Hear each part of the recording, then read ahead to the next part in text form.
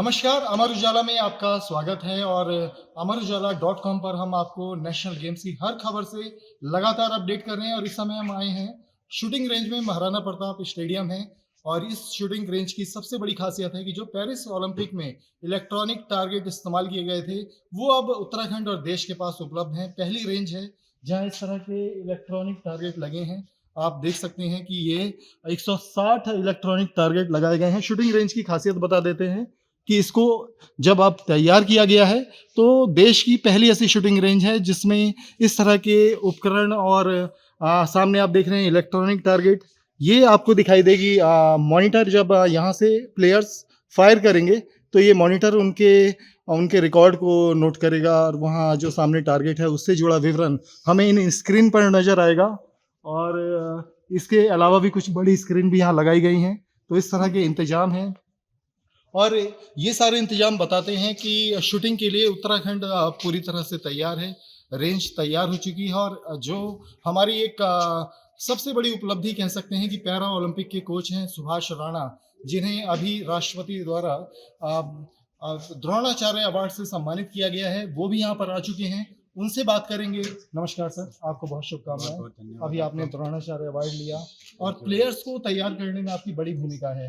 आपने देश के लिए भी किया और अब खिलाड़ी तैयार कर रहे हैं। तो अब शूटिंग में अगर हम बात करें, हालांकि जो 37वां नेशनल गेम था गोवा का, उसमें हमारे पास कोई मेडल शूटिंग में नहीं आया था। इस बार कितनी उम्मीद है? देखिए, पहले तो आप सबका धन्यवाद जो आप ये लाइव कवर कर रहे हैं हम लोगों को। और जैसे आपने कहा कि हम खिलाड़ियों को तैयार करते हैं, तो कोच अकेला तैयार नहीं करता, कोच के पीछे भी बहुत बड़ी टीम है। जिस तरीके आपके पीछे बहुत बड़ी टीम काम करती है, तो हमारे साथ भी बहुत बड़ी टीम, असिस्टेंट कोचेज हैं, फिजियोथेरेपिस्ट हैं, सपोर्ट स्टाफ है, तो पूरी एक टीम साथ लगती है, तब जाके एक खिलाड़ी और एक देश के लिए मेडल जीता जाता है। और जहाँ तक रही बात इस बार के मेडल की, हम एक्सपेक्ट कर रहे हैं कि हमारे 3 मेडल इस बार आएंगे। एक तो है हमारा रैपिड फायर में, जिसमें हमारे 2 प्रोबेबल खिलाड़ी हैं, अंकुर गोयल और अमित कुमार, जो कि अभी इस बार हम चाहते हैं कि दोनों के दोनों शायद फाइनल्स में आए और कोई ना कोई एक मेडल जीते। दूसरा मेडल जो हम एक्सपेक्ट कर रहे हैं वो है एयर पिस्टल मिक्स टीम से। अभिनव देसवाल और यशस्वी जोशी हैं उसमें। उन्होंने नेशनल्स में भी अभी जो हमारा रिसेंटली खत्म हुआ 67 नेशनल, उसमें सिल्वर मेडल जीता है।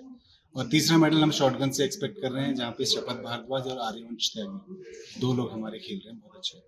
3 मेडल की हमारे को उम्मीद है। आने को तो 4-5 भी हो सकते हैं, लेकिन 3 पे हम काउंट कर रहे हैं। बहुत शुक्रिया सर जानकारी के लिए। हमारे साथ कोच अरुण जी हैं, सब इंस्पेक्टर हेमलता भी हैं और महिला कोच हैं और पहली NIS कोच हैं उत्तराखंड की।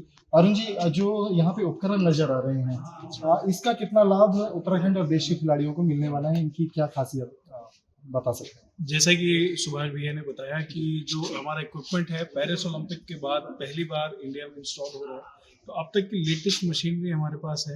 इसका सबसे ज़्यादा फायदा जो एथलीट्स को होने वाला है, बिकॉज दिल्ली की जो शूटिंग रेंज है वहाँ पे टेम्परेचर और पॉल्यूशन बहुत ज़्यादा है। भोपाल की रेंज में टेम्परेचर का इशू है। जब हमारे बच्चे बाहर यूरोप या कहीं फर्दर चैंपियनशिप रशिया जाते हैं, तो temperature variation of training and actual में बहुत फ़र्क आ जाता है।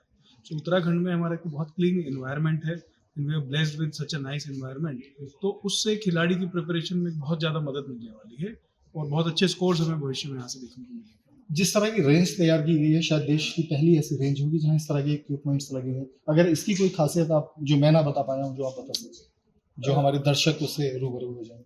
जी, देखिए, जो टारगेट इंस्टॉलेशन है वो अभी तक इंडिया में पहला ही हमारी रेंज है जहाँ पे पेरिस ओलंपिक वाले टारगेट यूज हो रहे हैं। जी। दूसरा, अगर मैं साइज की बात करूँ तो 25 मीटर हमारे पास एक एडेड एडवांटेज है, जिसमें हमारे पास 65 लेन है, जिसमें से 60 हम इस चैंपियनशिप में इस्तेमाल करने वाले हैं। ये जो 25 मीटर है ये हमारे दिल्ली से भी बड़ी रेंज है, तो दिस इज, अगर साइज वाइज में बात करूँ तो हम थोड़ा सा बेटर है। शुक्रिया। हेमलता मैम है, नमस्कार मैम।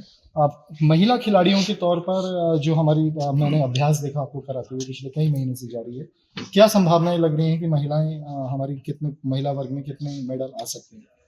जैसे कि सुभाष भैया ने भी बताया कि महिला वर्ग में हमारा एक शॉटगन में मिक्स टीम में हमारा आ सकता है मेडल, और air pistol 10 metre air pistol में हमारा जो महिला खेल रही है मिक्स टीम में यशस्वी जोशी, उनका मेडल की संभावना है। आप पुलिस से हैं, तो क्या पुलिस टीम के भी बच्चे हैं जो नेशनल गेम में इस बार पार्टिसिपेट कर रहे हैं? हाँ जी, 3P इवेंट में हमारी पुलिस टीम की एक महिला खिलाड़ी शीला वो पार्टिसिपेट कर रही है।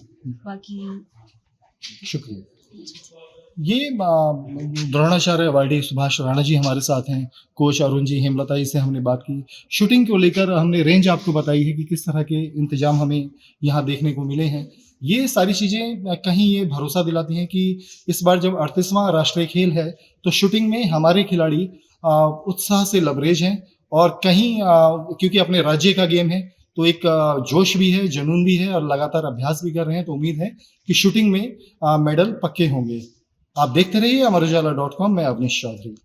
अमर उजाला जीवांजलि के सारथी की मदद लें और महाकुंभ में स्नान जरूर करें।